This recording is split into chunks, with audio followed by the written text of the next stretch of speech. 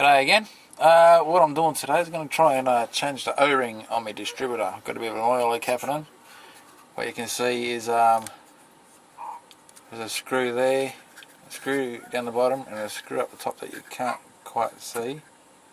Or not from my angle anyway. So once that's undone, get the cap off. Don't need to worry about unplugging all the plugs. She comes around quite easily. Alright, then you got the two screws on the rotor that you need to take off to take the rotor off. Perhaps you can probably leave that on, but this is my first time doing it, so I'm going to take it off just so I can see what's on the other side. But you've got a nut up there, and you've got a nut down the bottom here as well that I can't quite see. Oh, you can there. Take the dizzy right out, but before doing so, I have marked on the. I'll just put a bit of a scratch right there. Just mark which way the rotor button's facing, so when I put it back in, I've got the rotor button marked in the same spot, and it's like pretty sturdy. It's not no stuck there, so it'll be quite easy to line back up when I put the dizzy back in. Alright, that's what it looks like with the rotor cap taken off.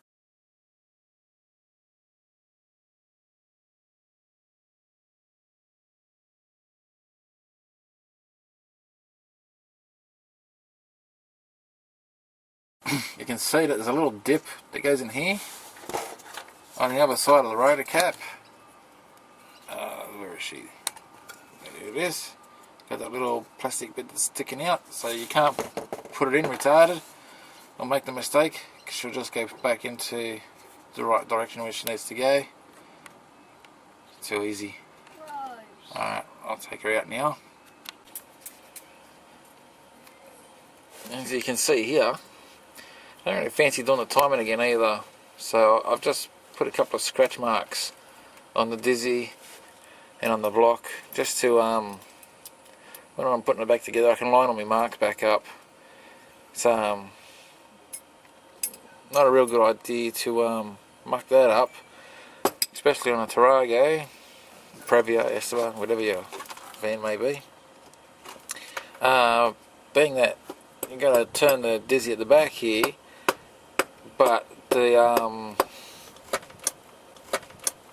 marks for Lachlan, can you stop that? Yep. But the marks for where to tune the car up, and it is at the front of the car. To I'm not even going to try and wiggle my way up there. But yeah, where you put the timing light on, you've got to reach around from the back here up to the front for the timing. So I just put marks everywhere. They're trying to avoid having to do that.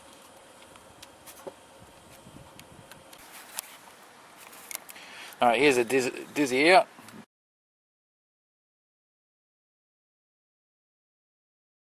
The distributor, clean it up a little bit. And I've already changed the O-ring. The old O-ring is still intact. If you ask me, I don't believe that's why I had a problem, but clearly the oil leak was coming from the dizzy, indicating that the O-ring is buggered, so must be. It's got a few marks on it, but nothing that I would consider a problem. But anyway, replace it all the same. New O-rings on there. I'll put it back in. But once you've got the bolts undone, those two bolts undone, the dizzy just pulls directly out. There's another little bit of a like a half crescent section that I'll just get under here and show you, which I was a bit confused with. There we go. I have to put the nuts back in, but this part here, it kind of looked to me, the dizzy was hard to pull out, so it kind of looked to me that I might have had to have taken this off first, but that's not the case. It does pull out, and this part doesn't detach. So anybody else that's wondering or looking at doing the same thing, yeah, that's no, leave those alone. Dizzy pull straight out. Okay, that's all done. All back in, and you can see where I got my scratch marks back lined up again. If all goes well, she should start.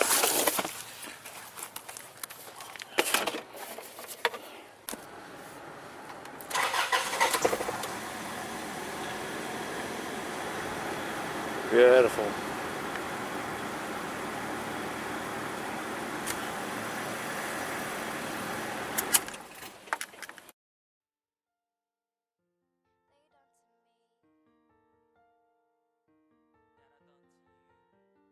Yo, this is your boy T.C on production. Remember to keep it locked onto my